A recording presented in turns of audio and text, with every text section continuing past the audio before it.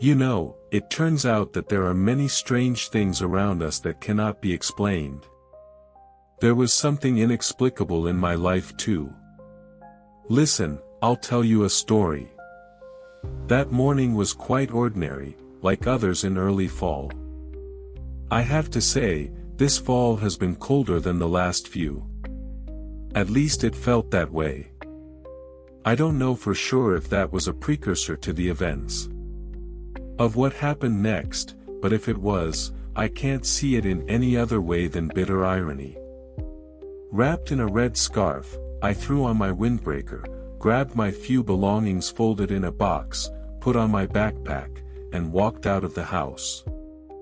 I stopped for a second and closed my eyes, taking a deep breath of air.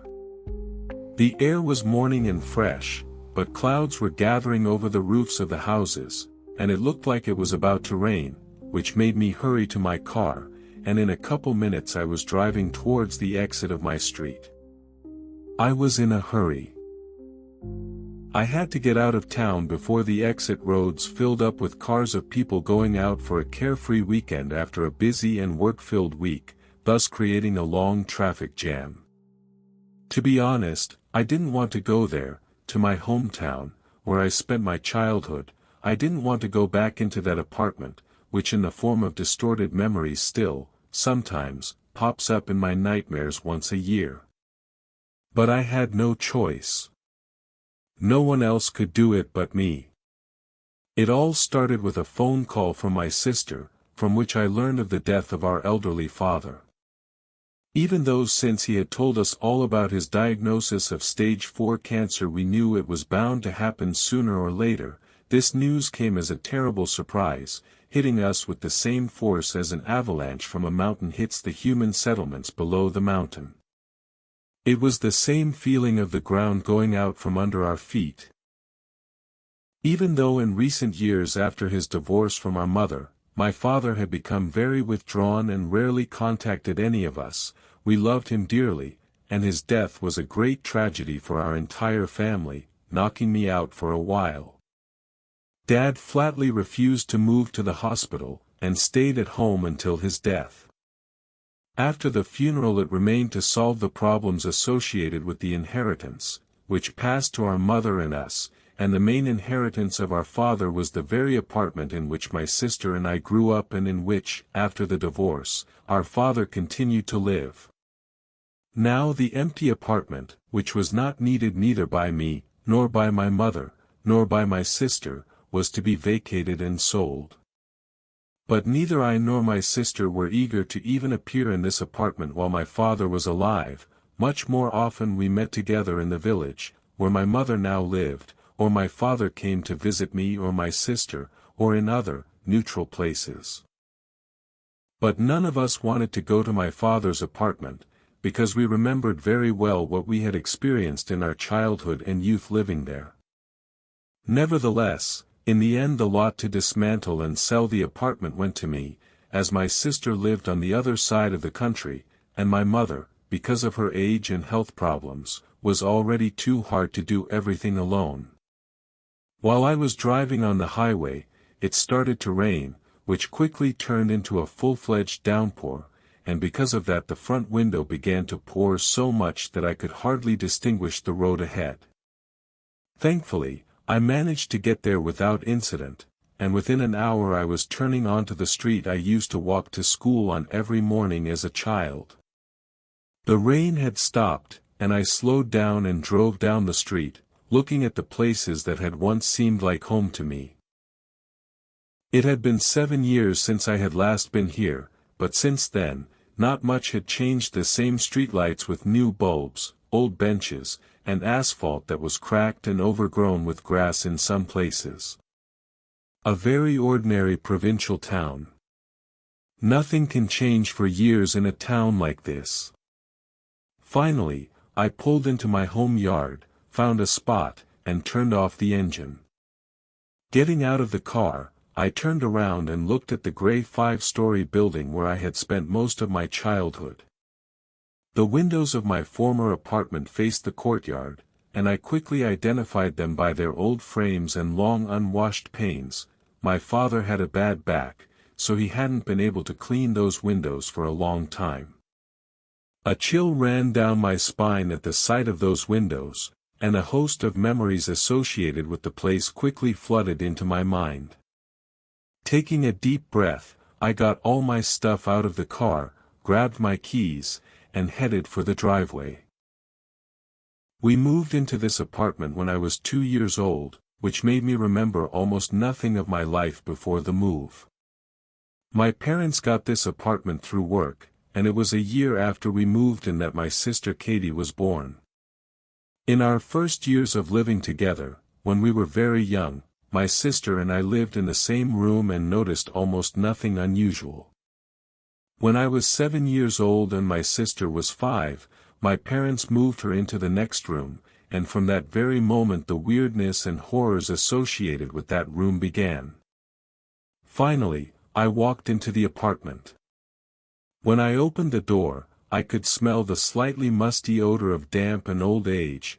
The apartment hadn't been ventilated since my father's death.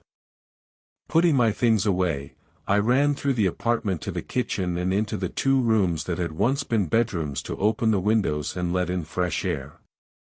Along with the air came daylight and glimpses of sunlight from the clouds after the rain. Turning away from the window, I looked through the doorway that led out into the hallway. On the other side of the corridor was the outline of the door to the very room that had appeared occasionally in my nightmares, and which I was about to enter. It began, as it seemed, with an ordinary childhood nightmare. Shortly after moving into this room, Katie started running to her parents' bed at night, complaining about objects moving around in her room and a dark, gloomy uncle sitting in the corner mumbling something. Of course, her parents found no strangers in Katie's room and wrote it off as a child's nightmare. The situation began to repeat itself, and more than once. Gradually, the crying sister, who came to her parents at night, began to give more and more details about what was happening while she slept. According to her sister, there were constant noises in the room, as if someone was walking around, stomping loudly, and touching her toys and moving objects. Sometimes secretly from my parents my sister told me how she woke up in the middle of the night. It was light outside the window, as if it was morning, and the room was different. Some pieces of furniture changed, as if they were old, or completely disappeared, and with them changed and wallpaper. It frightened her sister. In this strange place, which looked like her room but was not, she heard someone walking behind the locked door, but she was afraid to go out of the room to see who it was. She tried to convince herself that it was all a bad, scary dream. She would wrap herself in a blanket and count to herself until everything became normal. Gradually she got used to it. She saw the tired and irritated faces of her parents who came to check on her room every time she came running to them in tears in the middle of the night. She realized that even though they were comforting her, they didn't believe her and her stories, so she gradually accustomed herself to how to act and behave in such situations. After a while she stopped resorting to her parents and they breathed a sigh of relief. But with me, she continued to share with me what was happening in her room while she was there playing or going to bed. I walked over to the old door to the room. The moment I grasped the cold knob, a chill ran through me and my heart beat faster than usual. I didn't want to go in there, but I managed to pull myself together, take a deep breath, and turn the knob. Outwardly, the room hadn't changed much since the last time I'd been here. Still the same old bed, wooden closet, faded curtains, and an empty desk. There were lots of boxes and crates full of old things all over the room. For a long time the room had been a storage room, where my parents had stored all the old and unwanted things. There was a pretty thick layer of dust on all the furniture and objects. I stood on the threshold and looked around the room, breathing slowly. It was as if electric shocks ran from my head to the tips of my toes.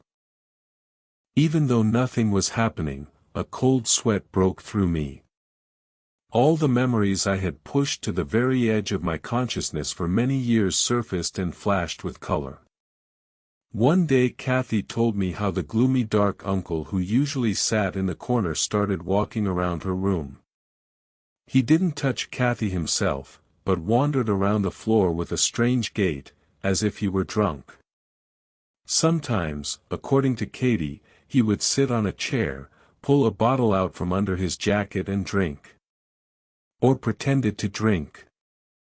At such times he would look at my sister, which would scare her to death. She would crawl under the covers and beg him to go away, to disappear. And after a while, Uncle did disappear. Kathy also told of other creatures appearing in her room. One afternoon, when she was alone at home, her parents were at work and I had gone to school, a ghostly figure appeared in her room in the sunlight, sitting on a chair in front of a blackboard and doing something with it. At first the frightened sister hid in a corner, but later, deciding that this creature was harmless, she slowly approached it. The elderly woman, whose figure resembled a pale corrupted image of a person on TV, turned around to Katie and smiled a wide smile at her.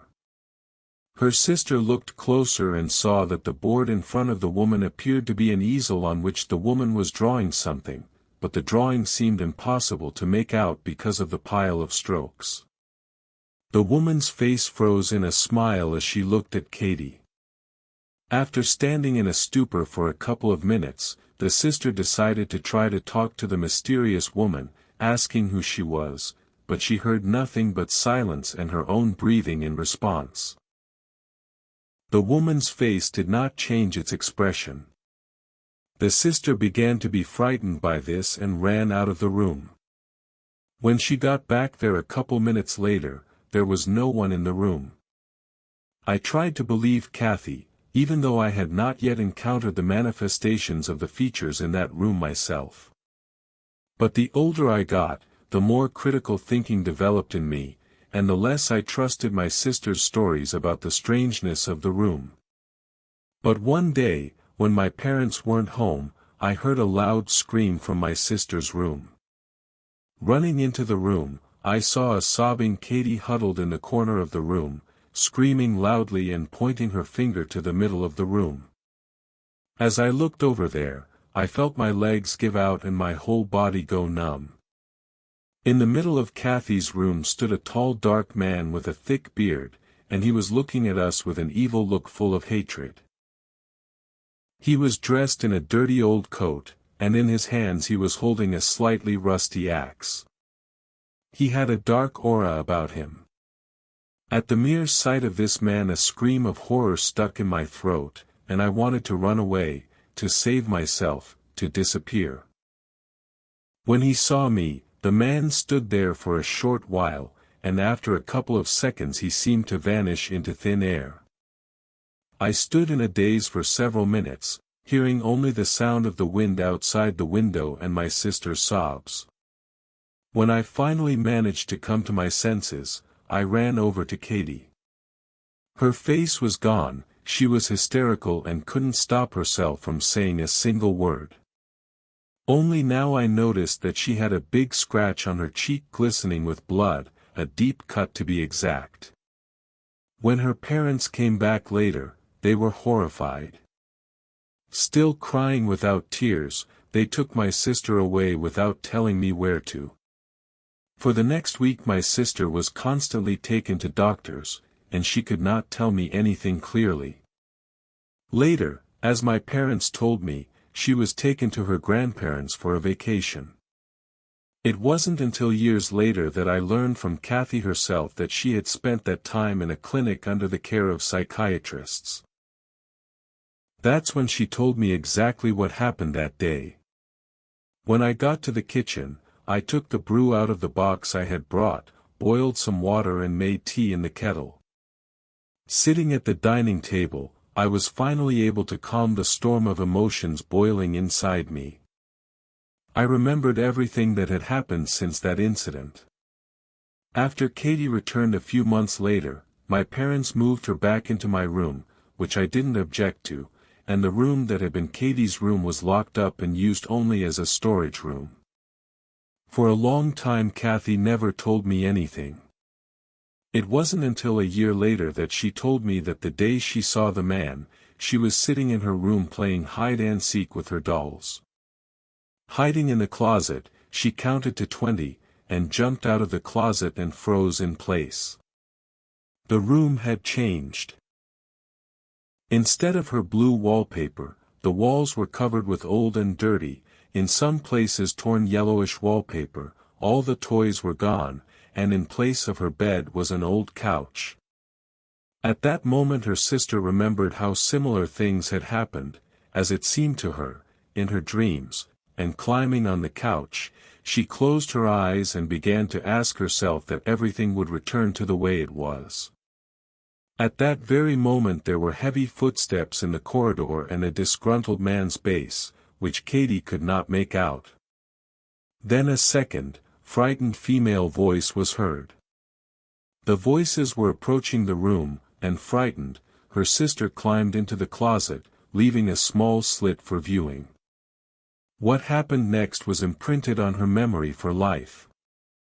The door opened, and a frightened, crying girl ran into the room, who immediately stumbled and fell to the floor. She was followed by an angry man with an axe in his hand. Katie did not remember the rest of their loud conversations through the screams, shaking with terror and crying. After hesitating for a second, he jumped towards her with rage in his eyes and swung his axe at her, swinging the cabinet open. Her sister jumped back and the swing of the axe only grazed her cheek, leaving a cut. According to Katie, she jumped back into the corner, closed her eyes and begged all the powers that be to make it all a dream, to make it all go back to the way it was. When she opened her crying eyes, she saw the scary man coming towards her. At that moment I ran into the room. What happened next, I already remember myself. Tonight I went to sleep in my parents' former bedroom. I locked that room and hoped that while I was here in this apartment, nothing paranormal would happen to me. I drank some valerian for the night, got into bed and, closing my eyes, tried to clear my mind of any thoughts as soon as possible. It helped me to fall asleep. Just as I thought, a flood of incoherent thoughts began to fill my mind and I began to drift into slumber. Quiet footsteps sounded in the room across the hall from me. A sudden surge of adrenaline into my bloodstream instantly knocked me out of my slumber. My hands trembled, I opened my eyes and perked up my ears. There was indeed someone walking in the room, slowly, as if barely moving their feet. Memories rushed through my mind in panic until I finally realized who it was, and I felt a little calmer. It's just him, I thought. Even so, my blood was still pumping, and I didn't get a good night's sleep that night. In the morning, when I opened the door, there was no one in the room. After that incident, Katie never went into that room again, and I tried not to go near it at all. That incident had changed her forever. Even though she told me what had happened, she never became the cheerful, sociable and cheerful girl she used to be. She began to talk very little, she became withdrawn. It became difficult for her to keep in touch with people. The scar left in her soul by the room was not healed even after many years. After what I had seen, I also tried not to go into that room, until the ongoing program of renovation of residential buildings in our area. My parents did not start a full-fledged renovation of the apartment, because of which I had to move to live in that room for a while. I refused and resisted for a long time, but under the pressure of my parents I finally agreed. At that moment I almost managed to convince myself that everything that happened in my childhood was just a figment of my imagination and a bad dream. Everything was normal at first. After dragging my things into my room, I sat down on the bed. My sister peeked into the room. Looking at her, I saw tension and some fear in her eyes, then she turned away and quickly walked away. The very next night I heard some noises. There were tapping noises in the closet. There were soft, barely audible footsteps echoing around the room. The blood froze in my veins. I tried to reassure myself that these were just sounds from the neighbors, or perhaps my imagination was playing tricks on me. Finally, I managed to fall asleep. The next night it happened again the sounds, again the noises. After an hour, I felt an inner indignation and finally convinced myself that I needed to roll over to the other side to see the empty room, calm down and go to sleep further. I turned and opened my eyes. A coma of horror rolled up to my throat and stuck in the middle. In the opposite corner of the room from my bed, spreading his legs, sat a man. His figure was dark, so dark that it was almost impossible to see his facial features, his features distorted as if the image was distorted by TV interference. Nevertheless, I could feel his gaze on me, heavy and gloomy. The man held an object in his hands, and it was only when his hand was raised that I realized it was a bottle. The man took the bottle, brought it to his mouth and drank. Or pretended to drink. I remembered Kathy's stories from childhood about the dark uncle in the room, and the realization of who the man was quickly came to me. I felt slightly relieved that it wasn't the man with the axe I had glimpsed as a child. But the tension and fear didn't subside.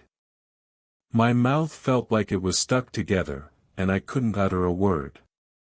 The man slowly stood up and walked drunkenly around the room. Occasionally he glanced at me, but mostly his gaze was unfocused, as if he was staring into the void. At one point I blinked, and he was gone. Gradually I managed to come to my senses and convinced myself that at least this man was harmless.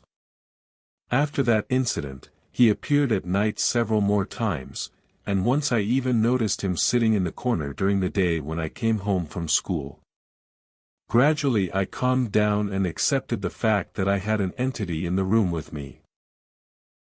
But the room kept giving me surprises in the form of disappearing things, changing furniture and furnishings, and one day when I walked into the room and was distracted for a second, it changed dramatically. The wallpaper changed, the closet changed, the bed changed, everything became different. I hesitated for a second and didn't immediately realize what had happened, but then a shiver came over me. I ran to the window and looked outside.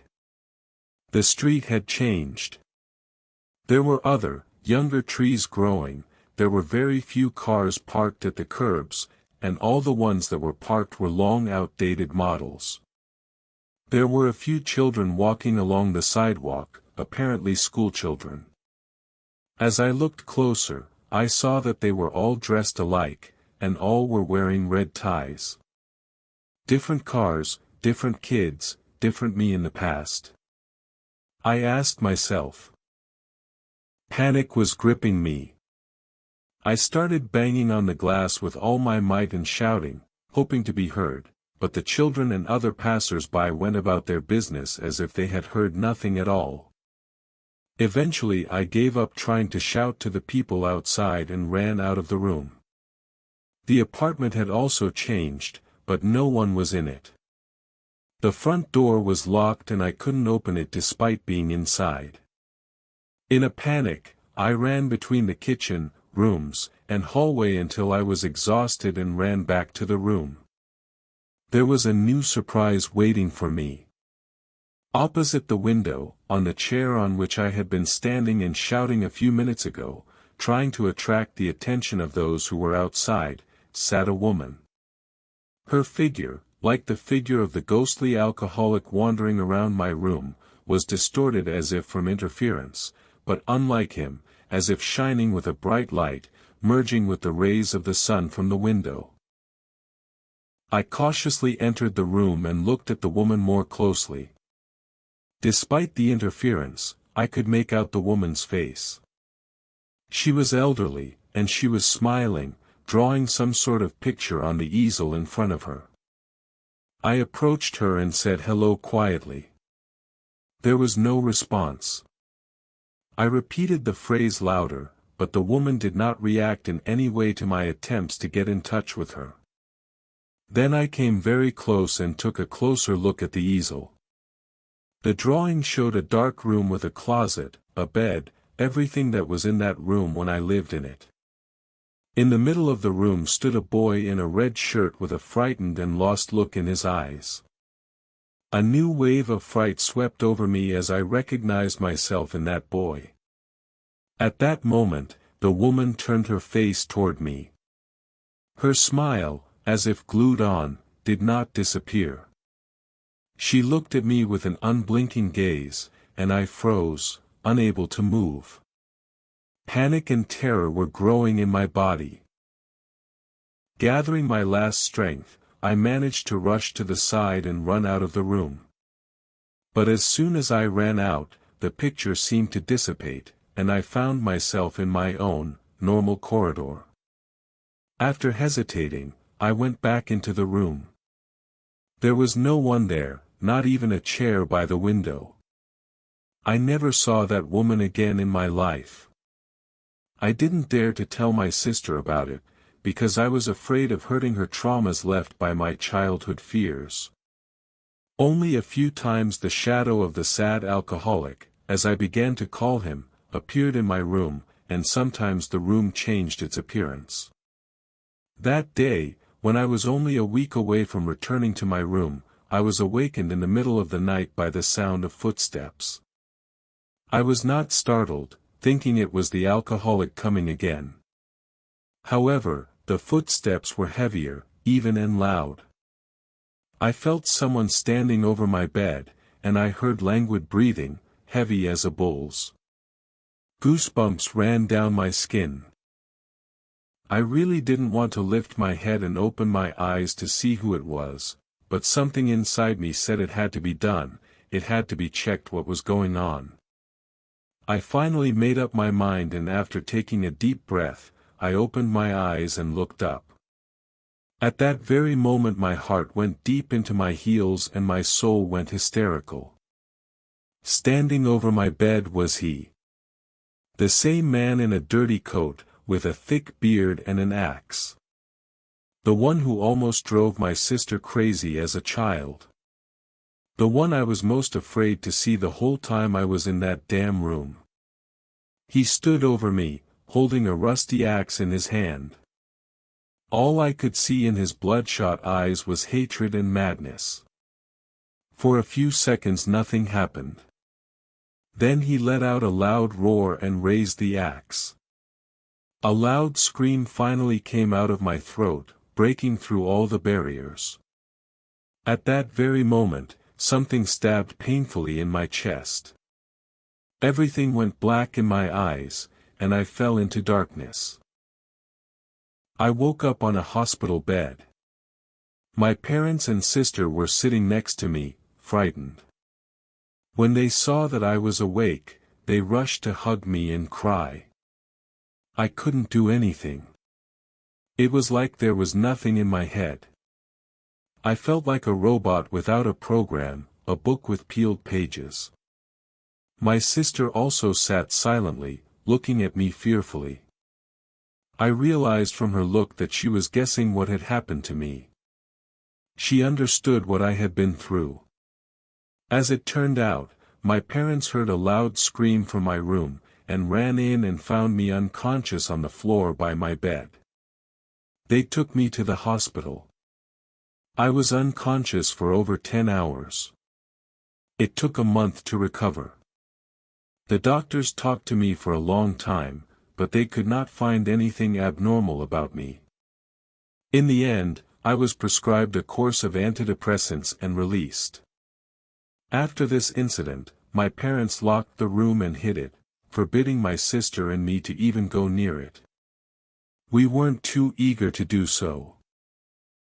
Nothing much has happened since, apart from the occasional sound of footsteps behind the wall at night and a series of nightmares.